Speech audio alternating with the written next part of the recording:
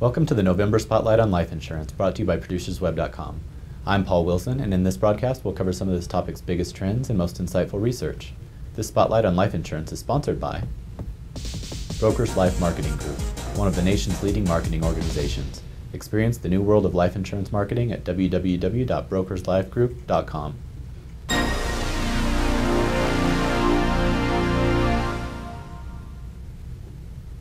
New data from SNL Financial finds that second quarter income statements in the U.S. life and health insurance industry made up for a rough first quarter, with rebounds in both capital and surplus levels. The life sector saw policyholders' surplus spike to $252.2 billion in the aggregate as of June 30th, up from $240.6 billion as of March 31st. The total is nearly up to the $252.5 billion level seen at the end of 2008.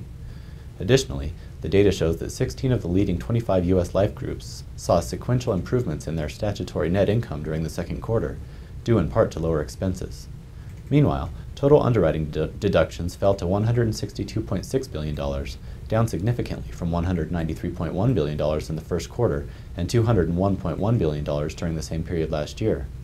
Finally, the increase in aggregate reserves for life and accident and health contracts increased just $9.8 billion during the second quarter, compared with $31.5 billion during the first quarter and $26.4 billion last year.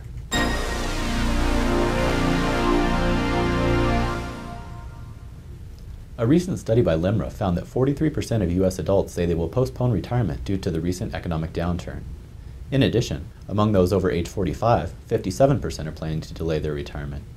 Meanwhile, life insurance lapse rates remained low during the recession, despite overall spending reductions by consumers. Approximately 25% of those surveyed said they had taken some action on finances in response to the recession, with the most common step being reallocation of investment assets. Around 10% said they sought professional advice, while 8% have been taking less advice. Of those seeking advice regarding life insurance, 34% have sought out financial advisors, 15% consulted a life agent or broker, 14% talked to their employer's human resources department, and 27% discussed their options with friends and family. Finally, the survey showed growing distrust among consumers, with 64% saying financial advisors are more interested in fees and commissions than in the client's needs, although 41% did say they still believed advisors could help them with their financial needs.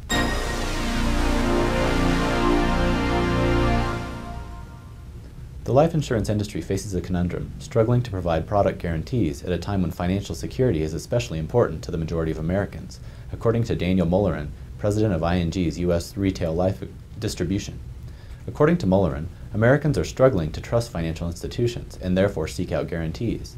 The problem is, such guarantees are not only expensive to insurers, but were partially to blame for many of the issues that came to light during the recent financial crisis.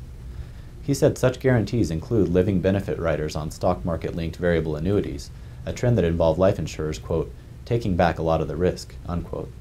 Finally, he noted that the life insurance industry may already be the most heavily regulated industry in the nation, but it is still being included with the entire financial services sector when it comes to new regulatory reform. I'm Paul Wilson, and thanks for watching the Spotlight on Life Insurance. To see more video spotlights on your favorite products and practices, find them on ProducersWeb.com and browse by topic.